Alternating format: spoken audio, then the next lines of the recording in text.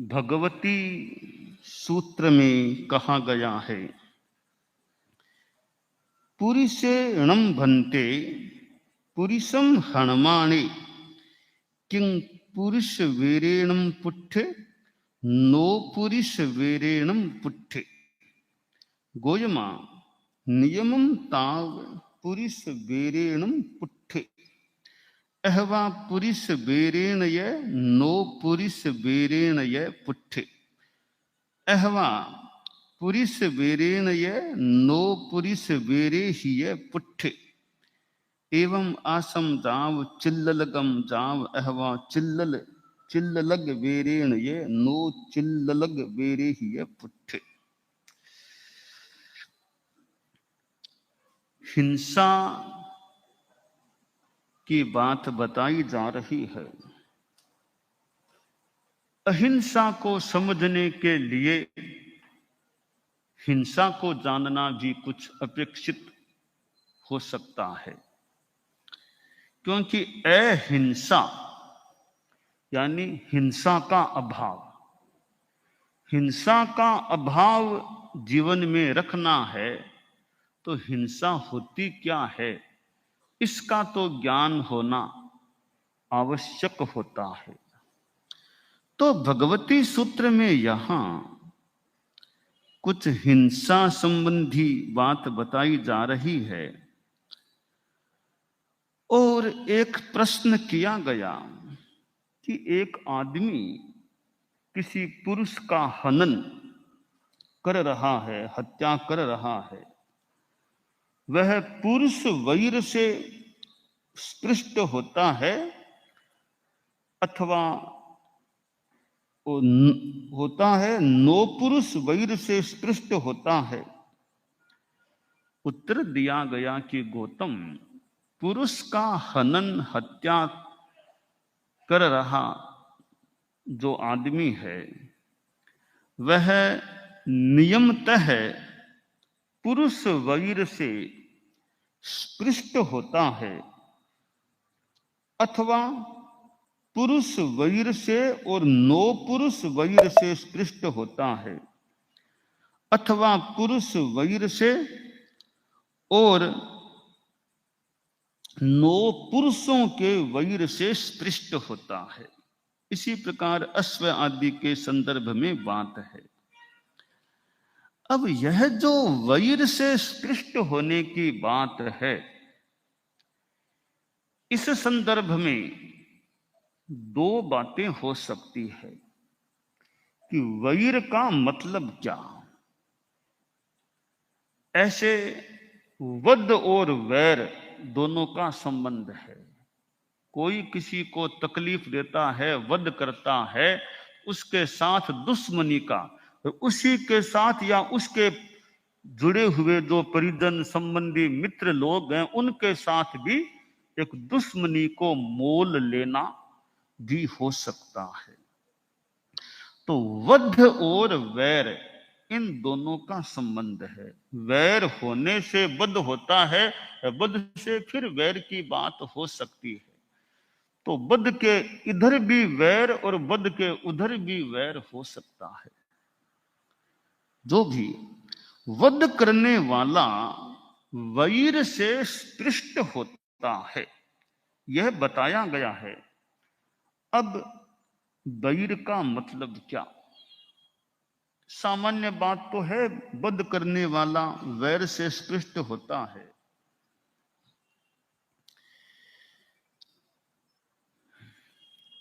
वैर शब्द के अनेक अर्थ हैं। 8 कर्म, वैर का एक अर्थ है 8 कर्म। वैर का दूसरा अर्थ है पाप। वैर का तीसरा अर्थ है वैर दुश्मनी। वैर का चौथा अर्थ है वर्ज्य। ऐसे 4 अर्थ बताए गए हैं। तो प्रस्तुत प्रकरण में जो वैर शब्द आया है उसका 2 संदर्भों में अर्थ संभव हो सकता है। एक तो कर्म बंध, दूसरा शत्रुता का भाव। किसी की हत्या कोई करता है तो पाप कर्मों का बंध, तो वो वैर खुद के साथ ही वैर हो गया। दूसरे की हत्या करके खुद के साथ ही दुश्मनी ले ली, खुद की आत्मा को ही मानो हमने या आदमी ने शत्रु बना लिया। तो खुद का खुद से वैर इस रूप में हो गया कि पाप कर्म का बंध हो गया। एक तो यह अर्थ जो तो बहुत ही स्पष्ट है कि हिंसा करने से, हत्या करने से कर्म का बंध होता है। वो कर्म का बंध भी अपने आप में बैर है, यो मान ले खुद का खुद से बैर है, एक अर्थ। दूसरा इसका अर्थ है उस व्यक्ति के साथ भी वैर का अनुबंध हो सकता है। बताया गया है कि वैरानुबंधी वैर, वैरानुबंधी वैर, कि वैर की शत्रुता की भी परंपरा कई जन्मों तक चल सकती है। कोई आदमी किसी दूसरे को मारता है, बांधता है, दंडित करता है, देश निकाला देता है, वह अनेक व्यक्तियों के साथ वैर बांधता है। किसी चोर को भी मान लो कोई मारता है, और किसी हत्यारे को भी कोई मार देता है, तो अब उस चोर और उस हत्यारे का जो नेटवर्क है, जो जुड़े हुए लोग हैं, उनके साथ भी दुश्मनी हो सकती है कि अमुक को आपने दंड दे दिया, अमुक को गिरफ्तार कर लिया, ऐसा कर लिया, या तो उसको छोड़ो वरना हम बदला लेंगे। तो बदला लेने की भावना भी हो सकती है कि हमारे आदमी को आपने पकड़ लिया, मार दिया, जेल में डाल दिया, ऐसा कर दिया, तो हम भी देखो मौका आने पर अब आपसे बदला लेंगे। तो एक व्यक्ति को दंडित करने से, मारने से, उससे जुड़े हुए जो लोग हैं उनके मन में भी दुश्मनी का भाव पैदा हो सकता है। तो यह बैर का नेटवर्क सा हो जाता है कि यह तो एक वर्तमान जीवन की भी बात हो सकती है, और आगे के जन्मों में भी वैर का संबंध, अगले जन्म में फिर आगे आगे आपस में उनकी दुश्मनी, बैरपना चलता रह सकता है।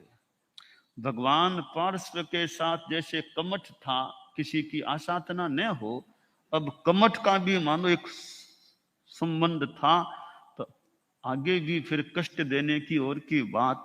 तो कई जन्मों तक यह वैर की परंपरा चल सकती है।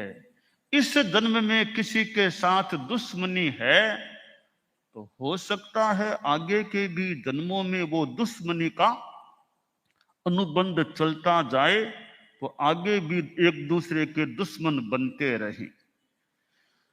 यह वैरानुबंध, इधर स्नेहानुबंध, जैसे वैर की परंपरा चलती है तो स्नेह की भी परंपरा चलती है। आपने किसी का भला कर दिया, किसी का सहयोग कर दिया, मौके पर सहयोग दे दिया, तो वो उसके मन में फिर आपके प्रति एक कृतज्ञता का भाव, वो भी सोचेगा इन्होंने मेरा सहयोग किया, मैं भी कभी इनकी सेवा करूं, इनका सहयोग करूं। तो ये मित्रता का संबंध भी न केवल इसी जन्म में, आगे के जन्मों में भी ये मित्रता का, प्रेम का, स्नेह का संबंध भी आगे से आगे चल सकता है। कई जन्मों तक रिश्ते चलते रह सकते हैं। इस जन्म में मान लो दो भाई भाई हैं, बहुत अच्छा आपस में प्रेम है, तो जो आपस में इतना प्रेम है तो आगे के जन्मों में भी वो प्रेम का संबंध शायद रह सकता है। पता नहीं पीछे के जन्मों में भी प्रेम का संबंध था, इस जन्म में भी उसके साथ प्रेम का संबंध रहता है। तो दोनों संबंध, बैर का संबंध भी कई जन्मों तक चल सकता है और प्रेम का, स्नेह का संबंध भी कई जन्मों तक चल सकता है। आचार्य भिक्षु ने भी इस विषय में एक लेखन यानी फरमाया है। अनुकंपा की चौपी जैसे ग्रंथ हैं कि कैसे यह राग का, स्नेह का संबंध चलता है। किसी जीव को किसी ने बचा लिया, सहयोग कर दिया, तो स्नेह का अनुबंध, स्नेह बंध चल सकता है। मित्रीसु मित्रीपनो चलियो जावे, मित्र से मित्रता का संबंध चलता रह सकता है। तो यह दो प्रकार का संबंध हो जाता है, एक प्रेम का संबंध, स्नेह का संबंध, और दूसरा वैर का अनुबंध संबंध। दोनों यूं आपस में चल सकते हैं। कोई आदमी पास में आता है तो आया तो मन करता है इससे थोड़ी बात करें, या थोड़ी देर पास बैठा रहे और बात करें, और उस आदमी के प्रति मन में आकर्षण, इस आदमी से कुछ बात करें, बैठा रहे। एक कोई आदमी आता है कि यह जल्दी उठ जाए तो बढ़िया, जल्दी चला जाए तो बढ़िया, बस हो गई। मन में प्रसन्नता नहीं होती मान लो। तो हो सकता है कहीं कोई राग का, कोई द्वेष का, कोई पुराना कोई अनुबंध हो कि एक के आने से खुशी होती है, बैठा रहे, बात करे, इच्छा हो। एक के आने से जल्दी चला जाए तो बढ़िया, इतना गमता नहीं लगता। तो यह आचार्य भिक्षु ने भी जो फरमाया है कि यह मित्रीसु मित्रीपनो चलियो जावे, मित्रता का संबंध भी चलता रह सकता है कई जन्मों तक, और शत्रुता का संबंध भी चलता रह सकता है। तो यह रागानुबंध और द्वेषानुबंध। तो किसी आदमी को कोई मारता है, इस विषय में भगवती सूत्र में यहां बताया गया है कि वो पुरुष को मारता हुआ आदमी है, वो पुरुष वैर से स्पृष्ट हो जाता है। वैरानुबंध का भाव वहां हो सकता है या हो जाता है। और अन्य 9 पुरुष साथ में अन्य प्राणी मरते हैं, उनके साथ भी एक कोई वैर का स्पर्श, वैर से स्पृष्ट हो सकता है। तो भगवती सूत्र में यह जो हिंसा और साथ में बैर, हिंसा और बैर का अनुबंध, यह जो बात बताई गई है, यह एक कर्मवाद के संदर्भ में और संबंधों के संदर्भ में बड़ी महत्वपूर्ण बात होती है कि किस प्रकार हमारे राग और द्वेष के अनुबंध, संबंध आगे से आगे चलते रह सकते हैं। इसलिए किसी से कुछ बैर विरोध हो भी जाए, अपना खमत खामना करके बात को समाप्त कर देना चाहिए। एक खमत खामना एक बढ़िया उपाय है, क्योंकि इंसान है तो थोड़ी बोला चाली किसी के साथ हो सकती है, कभी कुछ कड़ा भी मुंह से निकल जाए, कभी और भी कोई व्यवहार में कड़ाई हो जाए, तो भाई ठीक है, हो गई, नहीं होनी चाहिए, पर छद्मस्त हैं। और छठे गुणस्थान तक के एक पहले गुणस्थान वाले एक ऐसे जो मनुष्य हैं, तो आपस में बैर विरोध हो जाए तो अपना खमत खामना कर लो, क्षमा, बस सारी पहले की बात समाप्त कर दो। जैन धर्म में यह संवत्सरीर मैत्री, खमत खामना का जो एक क्रम चलता है, बहुत बढ़िया है। फॉरगिवनेस, क्षमा कर दो, क्षमा करो। यह एक साल में एक दिन यह संवत्सरी आती है, और संवत्सरी के दिन भी और फिर पालने के बाद भी या पालने के दिन भी हमारा जैन शासन में खमत खामना का क्रम चलता है। खमत खामना का प्रोग्राम भी होता है पब्लिक में, और पब्लिक में भी खमत खामना होता है, फिर व्यक्तिगत मिलके भी, व्यक्तिगत रूप में भी आपस में खमत खामना करने की परंपरा है। इसलिए गृहस्थों में भी यह परंपरा देखने को मिलती है। भी संवत्सरी आ गई है, अब खमत खामना करो, यहां नहीं है तो पोस्ट कार्ड भेज दो, कोई पत्र भेज करके भी उनसे हम हमारे जो रिश्तेदार हैं, संबंधी हैं, मित्र हैं, उनसे वर्ष में एक बार किसी तरह खमत खामना कर ले। पर आजकल तो फोन जैसे इतने साधन है, भी दूर से अपना खमत खामना कर लो कि पिछली बात हमारी समाप्त हो जाए और मूल आत्मा चेतना हमारी हल्की हो जाए। तो भगवती सूत्र में जो बताया गया है कि पुरुष का हनन करता हुआ आदमी पुरुष वैर से भी स्पृष्ट होता है और नौ पुरुष वैर से, एक नौ पुरुषों के वैर से भी स्पृष्ट की जो बात आई है, तो यह खामे में सब जीवे सब्वे जीवा खमंतु में मिट्टी में सब भूएसु वेरम मध्य न केणी। एक इतना बढ़िया श्लोक है कि सबको क्षमाता हूं, सब मुझे क्षमा करें, मैं क्षमा कर रहा हूं, सब और जीव मुझे भी क्षमा करें। मिट्टी में सब भूवेसु, सब भूतों यानी प्राणियों के साथ मेरी मैत्री है। वेरम मध्य न केणई, किसी के भी साथ मेरा वैर नहीं है। तो यह खमत खामना कर लें अच्छी तरह, ताकि वो वैर का अनुबंध फिर आगे न चले। ऐसा प्रयास हम कर सकते हैं कि न यहां आगे वैर चले और न इस जन्म के बाद भी हमारा कोई वैर रहे। तो इसका एक बढ़िया उपाय वो खमत खामना है। क्षमा कर लो, क्षमा दो, क्षमा लो, बात को समाप्त कर दो, चैप्टर को क्लोज कर दो, अध्याय बंद हो जाए, हुआ सो हुआ, अब हमारा आपस में खमत खामना हो रहा है।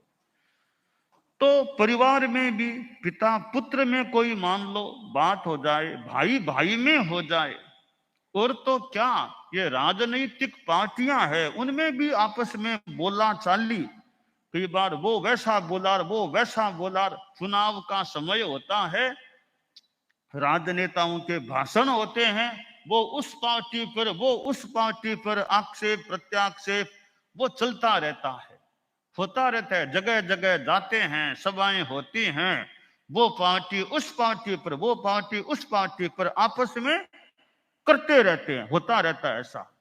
मान लो हो गया, चुनाव पूरा हो जाए, अब सरकार जिनकी बनी बन गई, अब एक बार खमत खामना कर लो। अभी जो भी बोला चाली हुई हम खमत खामना कर लेते हैं। तो राजनीतिक जो लोग हैं, चुनाव पूरा हो जाए, रिजल्ट आ जाए, सरकार बन जाए, फिर तो पिछली बातों का एक बार दूर से या मन से किसी तरह अपना खमत खामना करके थोड़ा बहुत कुछ भी हुआ हो वो समाप्त हो जाए। बाकी तो ठीक है, राजनीति में एक दूसरे पर वो चलता है, थोड़ा आक्षेप करना, वोर करना, पर चुनाव का रिजल्ट आ जाने के बाद, सरकार बन जाने के बाद, फिर आपस में मौका दे के खमत खामना। लोकसभा में मिलते हैं, फिर एक बार मिले, पहली बार दूसरी बार मिले चुनावों के बाद, या विधानसभा में मिले या नगर पालिका आदि मिले भी, अब हमारा पिछला सारा खमत खामना है। अब सब अच्छा काम करें, धार्मिक पथ पर आगे बढ़े, पिछला खमत खामना हो जाए। तो यह खमत खामना, और गृहस्थों में ये कोर्ट में जाना, केस करना, कई तरह के चलते हैं, कोई हारार, कोई जीतार, कोई कुछ हुआ भी, बाद में भी एक बार खमत खामना कर लें तो पिछला द्वेष का हो तो एक बार समाप्त हो जाए। वरना हार जीत तो हो गई, कोर्ट में कोई हारार कोई जीता, अब वो दिमाग में वैर का और का वो भाव बना रहेगा मृत्यु तक। तो वो वैर का भाव आगे भी साथ में न जाए, बढ़िया रहे। हुआ जो करना पड़ा सो करना पड़ा, पुलिस गए, थाने में गए, कोर्ट में गए, जो निर्णय आना था वो आ गया। अब हम एक बार खमत खामना कर लें ताकि जितना मन का भार हल्का हो सके वो तो हो जाए। तो भगवती सूत्र में जो ये वैर से स्पृष्ट होने की बात आई है, हम इस संदर्भ में इस खमत खामना की विधि का यथा औचित्य उपयोग करते रहें तो संभव है हमारा वैर भाव समाप्त हो जाए या हल्का पड़ जाए। दानान शेठम अभय पयानम सत्य तेषु या अणवज्जं वयन्ति तवेषु या उत्तम ब्रह्मचेरम लोगुत्तमे समणेनाय पुत्ते।